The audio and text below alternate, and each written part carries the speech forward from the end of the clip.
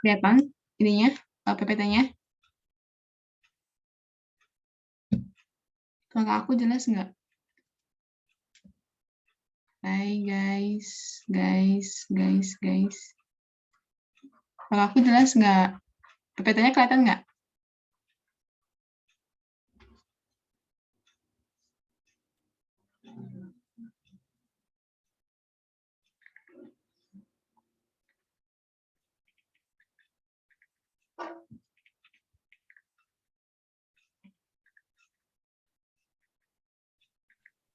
Udah kelihatan. Kelihatan? Kalau aku jelas ya. Oke. Yang apa namanya? Yang bisa on cam. Kalau misalnya nggak bisa juga nggak apa-apa ya. Oke. Kita mulai ya. Bismillahirrahmanirrahim. Assalamualaikum warahmatullahi wabarakatuh.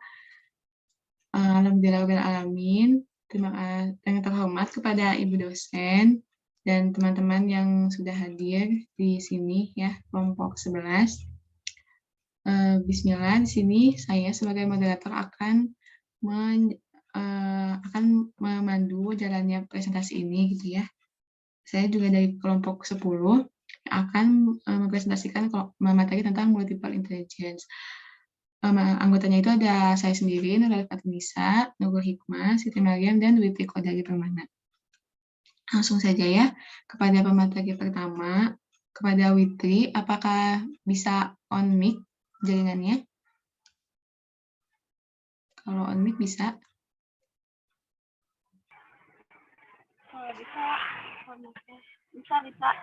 Oke. Siap. Oke, langsung saja ya, pemateri pertama dipersilakan. Ya.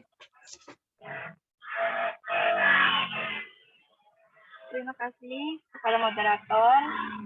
Sebelumnya saya mohon maaf izin off cam dikarenakan saya sedang dalam perjalanan dan jaringannya tidak stabil. Baik, di sini saya akan menjelaskan mengenai pengertian multiple intelligence. Pengertian multiple intelligence, seorang ahli pendidikan dari Harvard University yang bernama Howard Gardner, beliau berpendapat bahwa tidak ada manusia yang tidak cerdas. Paradigma ini menentang teori dikotomi cerdas tidak cerdas. Gardner juga menentang anggapan cerdas dari sisi IQ atau intellectual quotient, yang menurutnya hanya mengacu pada 3 jenis kecerdasan, yaitu diantaranya logika matematika, linguistik, dan spasial. Howard Gardner kemudian memaparkan istilah multiple intelligence.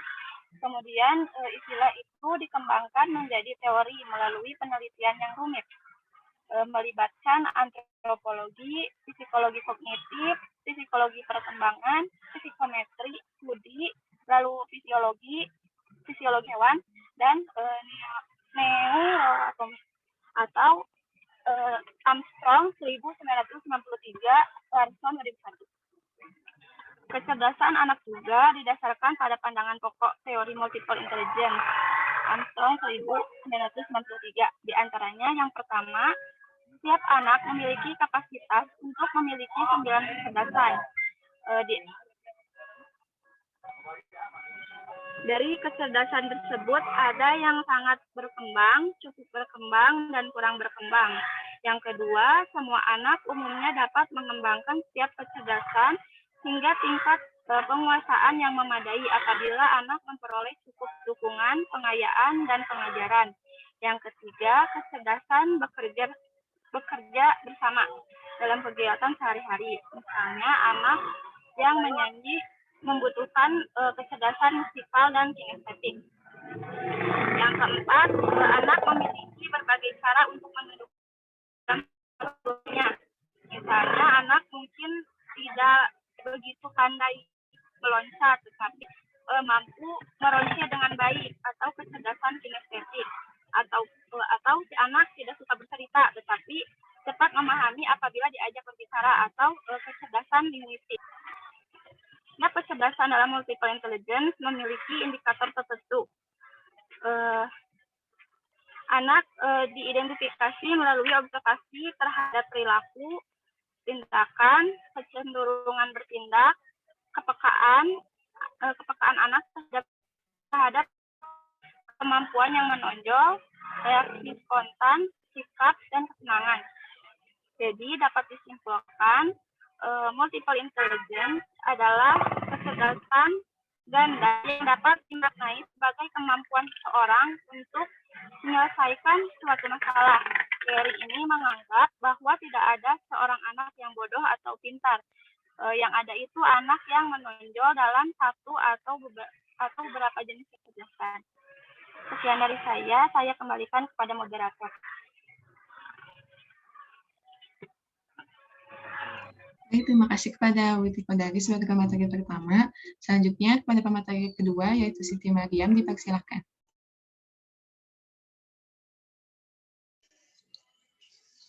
Terima kasih kepada moderator. Saya di sini akan menjelaskan multiple intelligence menurut para ahli. Yang pertama menurut David Wessler. Beliau berpendapat bahwa kecerdasan merupakan suatu kapasitas umum dari individu untuk bertindak, berpikir rasional, dan berinteraksi dengan lingkungan secara efektif. Yang selanjutnya ada menurut C.P. Chaplin menyebutkan kecerdasan sebagai kemampuan menghadapi dan menyesuaikan diri terhadap situasi baru secara cepat dan efektif. Yang selanjutnya ada menurut Anita E. Wolfrock. Beliau menjelaskan ada 3 pengertian, yaitu yang pertama ada kemampuan untuk belajar, yang kedua ada keseluruhan pengetahuan yang diperoleh, dan kemampuan untuk beradaptasi dengan situasi baru atau lingkungan pada umumnya. Yang selanjutnya ada menurut ahli psikologi itu Profesor Howard Gardner. Beliau mengembangkan teori kecerdasan majemuk atau biasa disebut multiple intelligence, yaitu yang pertama kecerdasan didefinisikan sebagai kemampuan untuk memecahkan persoalan dan menghasilkan produk melalui satu cara setting yang bermacam-macam dan dalam situasi yang nyata. Yang kedua itu Gardner juga menyebutkan bahwa setiap orang memiliki bermacam-macam kecerdasan, tetapi dengan kadar pengembangan yang berbeda antara kecerdasan yang satu dengan kecerdasan lainnya. Nah, esensi dari teori kecerdasan majemuk atau multiple intelligence menurut Gardner yaitu yang pertama ada menghargai keunikan setiap orang dengan berbagai variasi cara belajarnya. Yang kedua ada mewujudkan sejumlah model untuk menilai mereka, dan yang ketiga ada terdapat berbagai macam cara yang hampir terbatas bagi individu untuk mengaktualisasikan diri dalam bidang tertentu hingga akhirnya mendapatkan pengakuan. Sekian dari saya kembalikan kepada moderator. Terima kasih. Baik, terima kasih kepada Siti Mariam yang sudah memaparkan penjelasannya. Selanjutnya kepada pemateri ketiga, yaitu saya sendiri. Di sini saya akan menjelaskan tentang konsep dan macam-macam multiple intelligence. Dalam fisika itu, multiple intelligence adalah kecerdasan majemuk yang dimana kemampuan anak sangat penting untuk diperhatikan. Anak juga harus didampingi saat belajar, dan setiap anak itu memiliki kecerdasan yang berbeda-beda. Penilaian kecerdasan itu harus bernilai kontekstual. Kemudian pada proses belajar anak juga tidak terbatas, gitu, karena anak dapat mengeksplor apapun yang ada di depannya, gitu. Jadi pembelajaran anak itu tidak terbatas itu, karena rasa ingin tahunya sangat besar, gitu ya, anak kecil itu, sehingga kemampuan belajar tidak terbatas. Kemudian ada macam-macam kecerdasan multiple intelligence. Yang pertama kecerdasan verbal linguistik, yaitu yang dimana kecerdasan ini tuh anak itu kayak harus didampingi juga gitu ya si anaknya gitu. Kalau misalnya kecerdasan verbal linguistik itu kecerdasan yang anak itu lebih dominan kepada membaca gitu, kemudian kepada mengingat juga berbicara, itu kecerdasan verbal linguistik. Kemudian ada kecerdasan logis matematis. Kecerdasan ini adalah kecerdasan yang dimana anak itu akan berfokus kepada pemecahan masalah gitu. Jadi anak itu akan diajarkan bagaimana untuk memecahkan sebuah masalah, seperti bermain puzzle, kemudian bermain balok-balok, bermain Lego gitu ya. Ini adalah kecerdasan logis matematis. Kemudian kecerdasan spasial visual. Kecerdasan ini adalah kecerdasan yang berbentuk seperti pola, yaitu kecerdasan yang anak itu berdominan kepada kepekaannya gitu, kepada kepekaan si anaknya.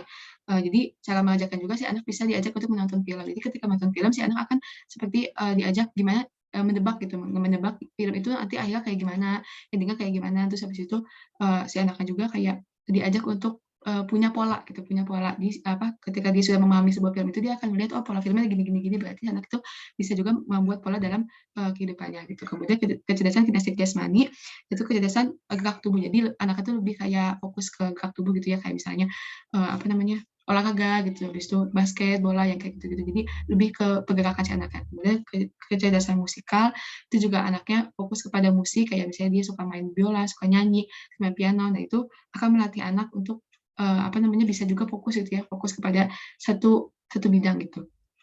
Dan untuk belajar musik juga si anak bisa seperti tadi ada polanya gitu. Ketika si anak kadang-kadang harus belajar rumus, belajar kunci-kunci gitu.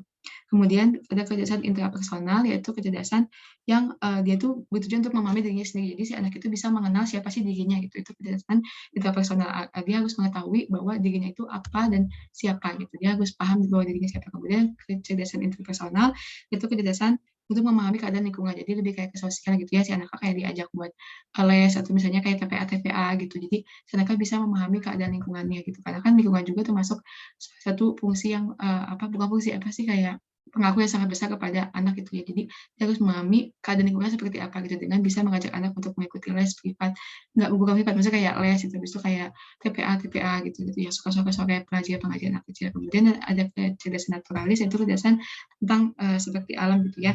Jadi si anak itu bisa kenal tentang alam, kayak misalnya dia tahu kupu-kupu bentuknya seperti apa, terus singa seperti apa gitu. Jadi seperti mengajak anak ke suaka marga satwa atau misalnya jaga ke alam, itu bisa mengajak anak untuk nonton film-film kayak tentang hewan-hewan gitu, kayak misalnya National Geographic yang gitu. Jadi anak-anak juga memahami bahwa di luar itu tidak hanya terdapat manusia, tapi ada juga makhluk-makhluk hidup hewan lain. Sekian yang bisa saya dapat sampaikan. Selanjutnya saya alihkan kepada pemateri keempat, yaitu Nurul Hikmah. Dipersilakan. Baik, di sini saya akan menjelaskan tentang cara mengembangkan multiple intelligence. Next. Berbagai jenis kecerdasan yang tidak dapat dinilai hanya dengan menggunakan ukuran logika dan bahasa. Jadi, setiap individu memiliki kecenderungan cerdas di satu bidang tanpa harus bersusah payah mengasahnya. Tidak hanya berdasarkan pada standar nilai, melainkan dengan ukuran kemampuan yang untuk bisa menyelesaikan masalah yang terjadi dalam kehidupan manusia. Kemampuan untuk menghasilkan persoalan baru yang untuk diselesaikan, kemampuan untuk menciptakan sesuatu, penghargaan dalam budaya seseorang. Pemahaman yang terbatas terhadap definisi kecerdasan akan berakibat pada pola pengajaran yang sama rata tanpa memahami karakteristik siswa dengan latar belakang kecerdasan yang berbeda-beda. Di sini saya akan menyampaikan tentang ciri-ciri atau cara yang tepat untuk meningkatkan kecerdasan anak. Sejak pada tahun 1983 oleh Howard Gardner, psikologi tumbuh kembang anak, dan Elizabeth Hobbs, profesor pendidikan dan kognitif di Harvard Graduate School of Education, setiap anak memiliki tingkat kecerdasan yang berbeda-beda di setiap orang. Jadi cara yang tepat yaitu satu, pantau hal yang disukai oleh anak. Jadi kayak misalnya kita tuh mantau si anak tuh sebenarnya suka hal apa sih. Kayak misalnya dia tuh suka bermain sama angka atau bermain tentang hewan-hewan. Jadi berikan waktu orang tua itu untuk bisa memahami dan memantau sebenarnya anak itu suka apa. Yang kedua yaitu fokus pada kelebihan bukan kekurangan. Jadi kayak misalnya kita tuh fokusnya tuh jangan sama kekurangan anak, tapi kelebihan anak. Kayak misalnya anaknya suka matematika, berarti kita harus mengembangkan kelebihan itu dengan cara bermain angka atau bermain puzzle. Yang ketiga yaitu dengar pendapat anak. Mendengarkan pendapat anak tidak hanya merasa dihargai, tetapi juga bisa mengasah kecerdasannya. Jadi kayak kreativitas anak itu akan berkembang jika orang tua selalu otoritatif atau jadi pendengar yang baik. Mendengar, jadi anak tuh sebenarnya mau didengarkan, udah didengarkan juga sebenarnya juga cukup. Terus yang keempat, jangan dipaksa. Anak seringkali dipaksa dan diberi beban harus sesuai. Harus sudah bisa membaca dan berhitung sendiri mungkin. Jadi kan banyak orang tua yang masukin TK harus bisa baca pada usia dini. Sebenarnya kan waktu itu juga pernah dibahas kayak target TK tuh bukan hanya membaca tapi mengasah dulu kecerdasan anaknya. Jadi di sini juga orang tua juga tidak boleh memaksakan anak pada usia dini untuk bisa membaca, karena bisa diukur seperti kecerdasan umum menggunakan IQ. Jadi sangat penting untuk memberikan paparan berbagai aktivitas yang dapat membantu kecerdasan anak. Mungkin cukup sekian dapat saya sampaikan. Kurang lebihnya saya mohon maaf. Terima kasih kepada Nurul Hikmah yang sudah memaparkan materinya. Jadi saya akan membacakan kesimpulan dari materi ini. Multiple intelligence adalah kerjasama majemuk yang sangat bagus untuk digunakan zaman sekarang. Karena anak usia dini ini adalah umur emas yang dimana perkembangan anak itu menyesuaikan dengan umur dan kemampuan dalam dirinya gitu. Menyesuaikan dengan umur dan kemampuan dalam dirinya yang akan berdampak sangat bagus bagi anak. Dengan begitu anak juga akan memiliki kenangan yang indah dan masa perkembangan yang sesuai dengan potensinya. Anak akan mengingat hal kecil sampai anak tersebut besar nanti. Oleh karena itu, peran keluarga dan pendidik sangat penting dalam perkembangan anak, terutama dengan menggunakan metode multiple intelligence. Sehingga jadi peran anak ini peran orang tua dan pendidik ini sangat pentingnya dalam pendidikan anak, gitu, karena anak akan mengingat hal kecil apapun gitu yang akan dialaminya sejak masih kecil. Jadi penting untuk membuat kenangan indah dalam anak. Baik, terima kasih kepada para pemateri dari kelompok 11. Saya sebagai moderator undur diri, mohon maaf juga bila ada salah kata. Sekian, terima kasih. Wassalamualaikum warahmatullahi wabarakatuh. Waalaikumsalam warahmatullahi wabarakatuh.